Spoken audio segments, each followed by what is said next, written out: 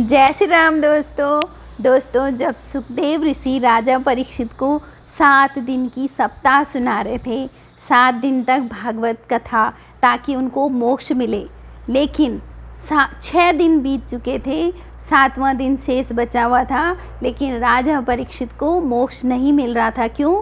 क्योंकि राजा परीक्षित का प्रेम लगाव अपने शरीर से था और अपने संसार में था।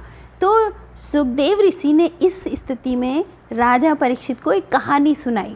दोस्तों, सुखदेव ऋषि ने कहा कि एक राजा थे जो जंगल में शिकार पर गए थे, लेकिन वो जंगल में रास्ता भटक गए और एक रात के लिए उन्होंने एक झोपड़ी में आश्रय लिया। वो झोपड़ी थी एक बहेलिए की, जो कि अंदर से बहुत गंदी थी और मांस के लोथड़े लटक रहे थे और वो बहुत बदबूदार थी। लेकिन राजा ने कहा कि बस एक रात के लिए मुझे आश्रय दे दो। बहेलिए ने कहा कि रोज़ सभी लोग एक रात के लिए आते हैं और उसके बाद यहाँ से जाने का नाम नहीं लेते हैं, इसलिए मैं नहीं दूंगा अपनी झोपड़ी में आश्रय। राजा ने बहुत विनती की कि मैं सुबह होते ही चला जाऊँगा, बस एक रात के लिए मुझे अपनी झोपड़ी में रहने दो।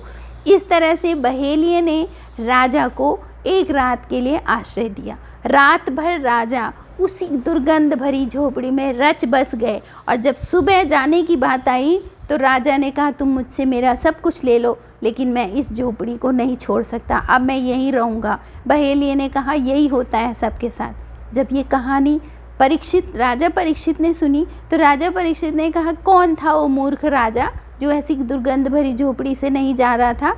तो सुखदेव ऋषि ने कहा राजा परीक्षित से कि वो आप हैं।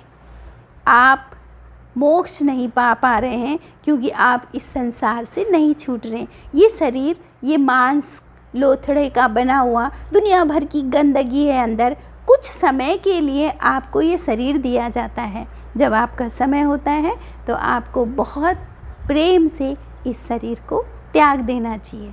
तो आपको कहानी कैसे लगी? Thank you for watching.